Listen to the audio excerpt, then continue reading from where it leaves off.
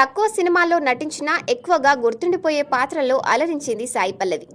ఆమె పేరు చెప్తే ఎవరైనా అనేది ఒకటే, అరుదైన నటి, ఇలాంటి అమ్మాయిని ఎక్కడా చూడలేదు, ఇవే చెప్తారు.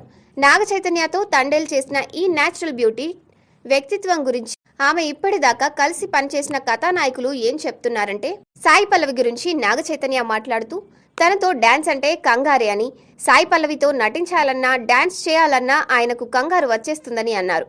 ఒక రకంగా నాగ చైతన్య డాన్స్ మెరుగుపడడానికి సాయి పల్లవి ఒక కారణమని, ఆయనని ఎంతో ప్రోత్సహించిందని, కేవలం తన క్యారెక్టర్ వరకే కాకుండా సినిమాని మొత్తం ఒక స్క్రిప్ట్ లెవెల్లో చూస్తుందని, ఏదైనా సీన్ పూర్తి కాగానే వెంటనే మానిటర్ దగ్గరికి పరిగెత్తుకుంటూ వెళ్ళి ఆ సన్నివేశం బాగా వచ్చిందో లేదో చూసి ఒక ప్రేక్షకురాలిగా అక్కడే రివ్యూ ఇచ్చేస్తుంది, అంత డెడికేషన్ ఉన్న ఆర్టిస్టు అని నాగ చైతన్య అన్నారు. ఇక శర్వానంద్ సాయి పల్లవి గురించి మాట్లాడుతూ, పల్లవి అతనికి ఒక మంచి ఫ్రెండ్ అని, ఆమెకి భక్తి ఎక్కువ అని, గుడికి వెళ్దామంటే చాలు ఏమీ అడగకుండా వచ్చేస్తుందని, పడిపడి లేచే మనసు సమయంలో ఇద్దరూ కలిసి చాలా గుళ్లకు వెళ్లారని అన్నారు.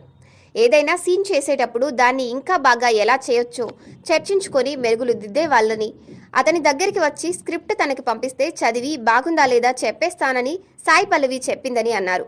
ఆమె జడ్జ్మెంట్ కూడా బాగుంటుందని శర్వానంద్ కితాబునిచ్చాడు. ఇక సాయి పల్లవి గురించి సూర్య మాట్లాడుతూ, ఆయన కెరియర్లో సాయి పల్లవి లాంటి నటిని ఇప్పటి వరకు చూడలేదని, కొన్ని సన్నివేశాల్లో ఆమె హావభావాలు చూసి అంత సహజంగా ఎలా నటిస్తోందని ఆశ్చర్యపోయేవాడని అన్నారు.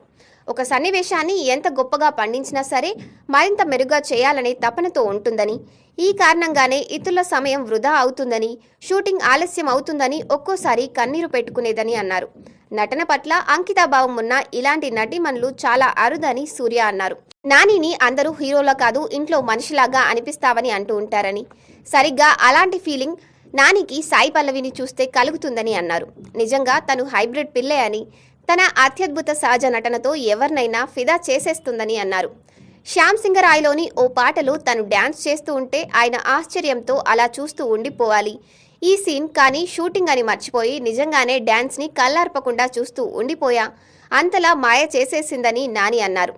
సెట్లో ఆయన డైలాగ్ పూర్తవ్వకుండానే తను డైలాగ్ చెప్తే దానికి 100 సార్లు సారీ చెప్పేదని నాని అన్నారు.